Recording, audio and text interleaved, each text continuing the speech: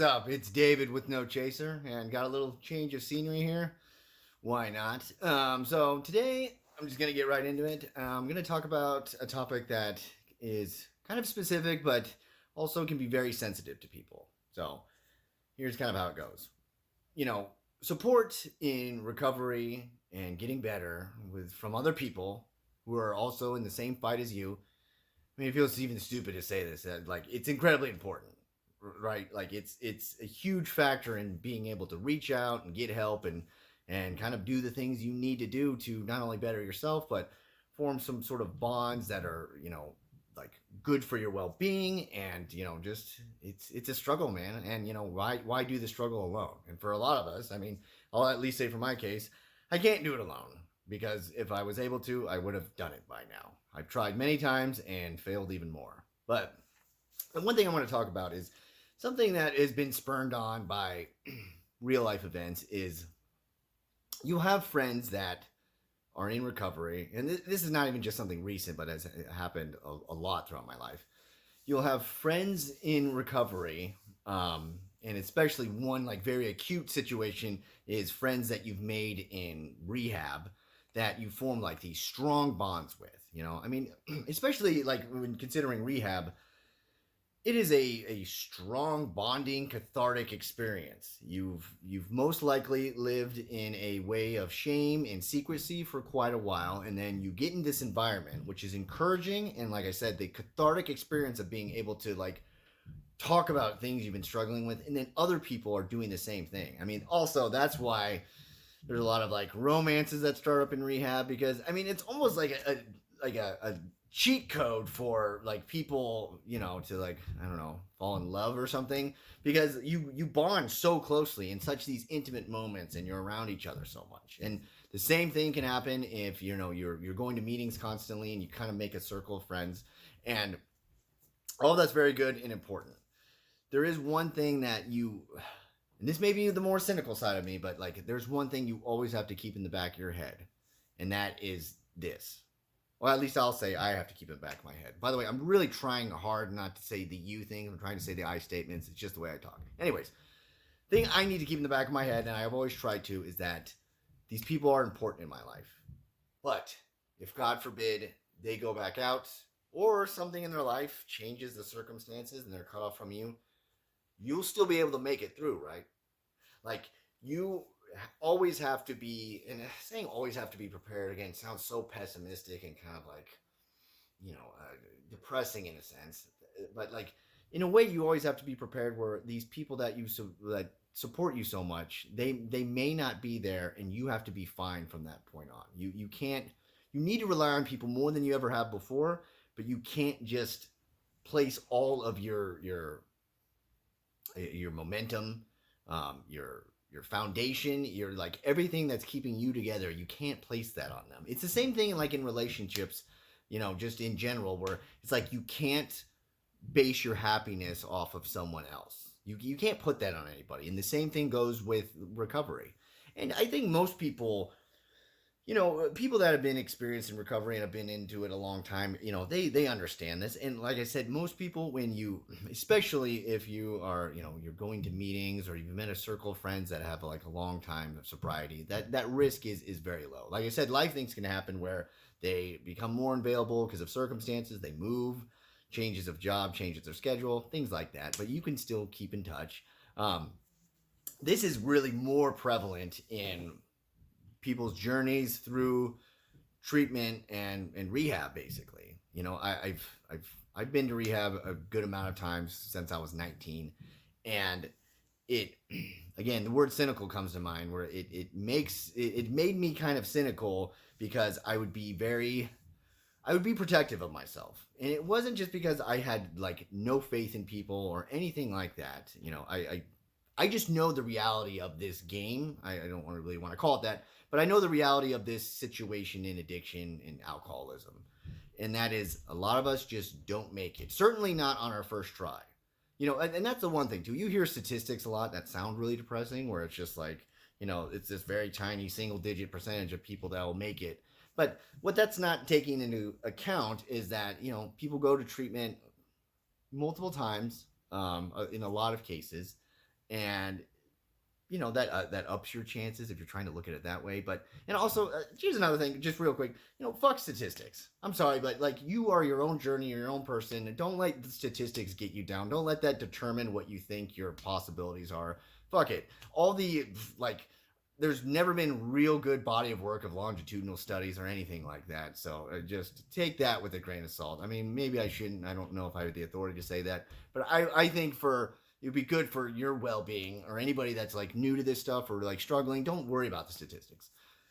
But again, with that being said, you don't need statistics to know that people don't make it a lot. And I've just seen so many times, and I've been a part of it so many times, where people find like there's these strong bonds and connections that are made in like treatment and rehab, where they come together. They usually come in about the same time, and they meet each other on the outside, and they talk with each other, and they start doing group texts, and they start like being friends on Facebook, and they start getting really close and doing activities with each other.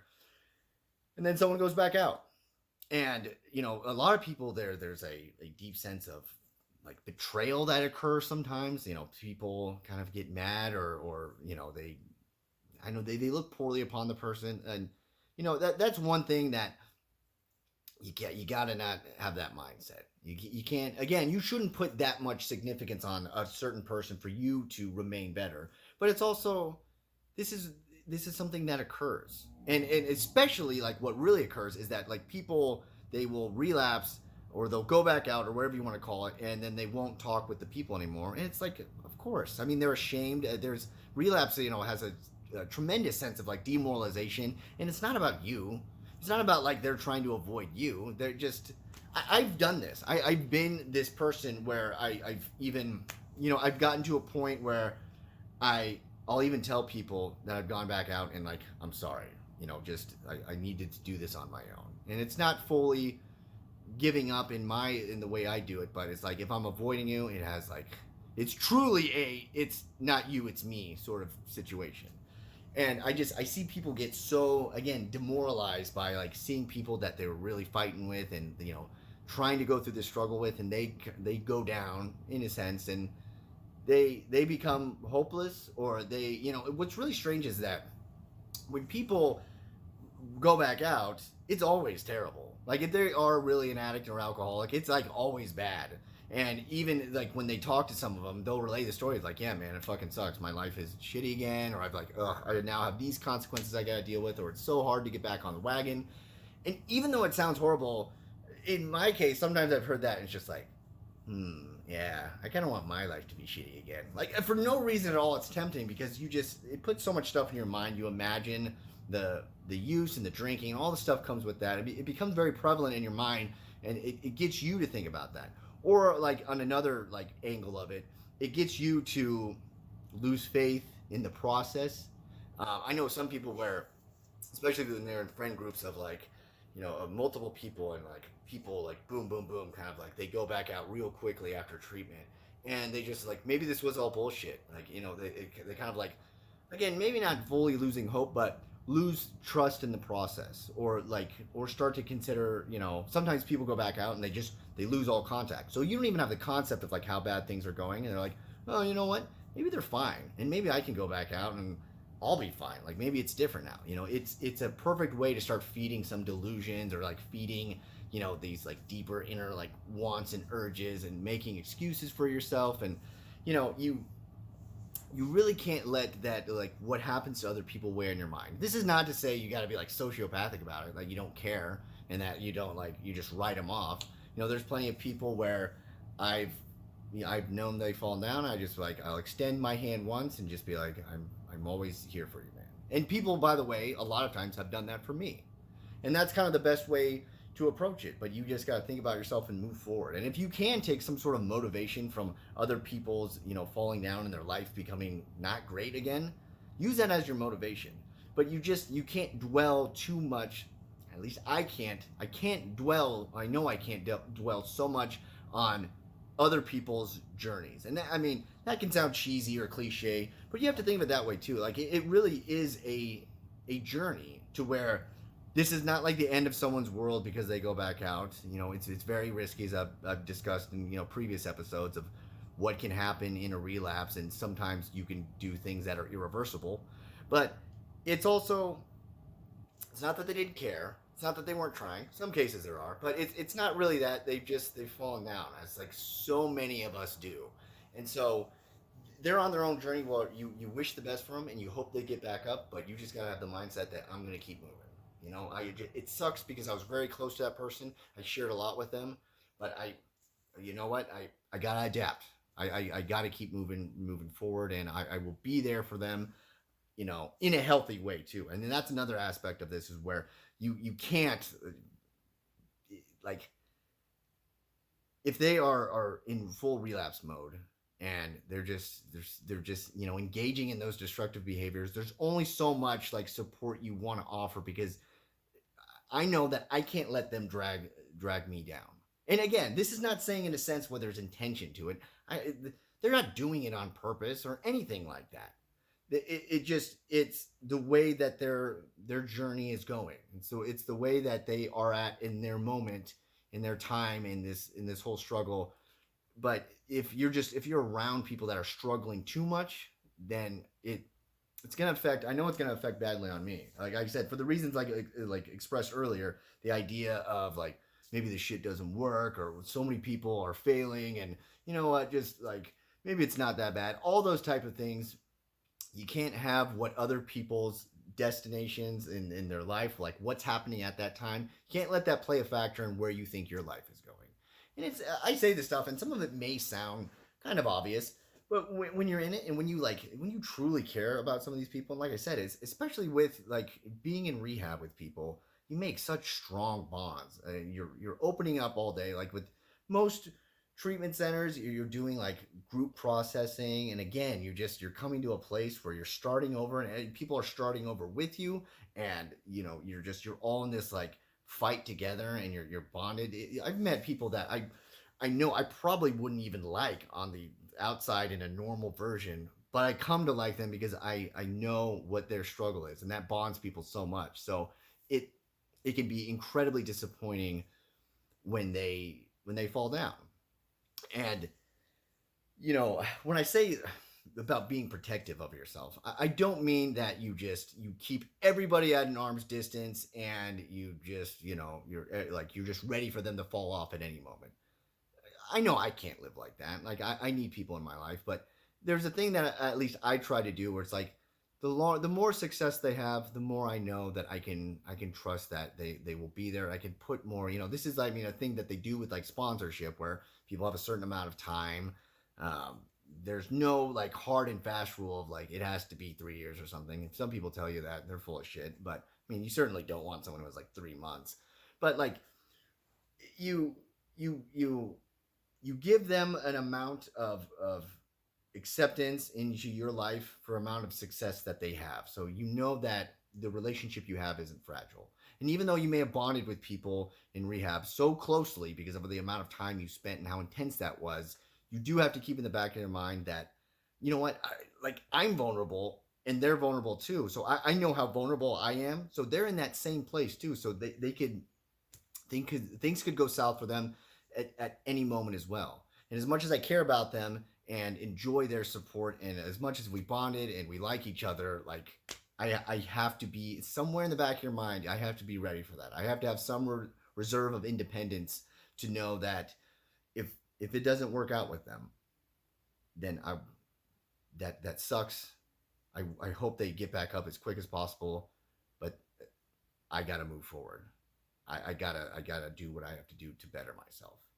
So I know that's kind of like a kind of a depressing topic, because you grow so close to people that fight the same fight with you, and again, they are so important in your recovery that you don't want to think of the dark side of what happens. But I mean, it's that's what happens, and and again, I say this. I am nowhere near saying this of like some sort of point of like, yeah, I see all these people do this. I'm speaking of like this has happened to me a lot, and I've felt like true remorse when I've gone back out, and I was just like, oh man, I miss those people, but I can't face them because I'm not doing what they're doing, and I know that people are never. I've never had people in recovery that have been judgmental and even like really angry at me for going back out. But I know in some way that I'm not ready to quit, and my life right now is anathema to where they're at. And it's a hard thing, you know. A lot of times, I certainly at this point forward in my life, I'm not saying I'm not ready to quit anymore. It doesn't fucking matter for me. I have to be ready, regardless of what I tell myself. I have to be ready to be sober.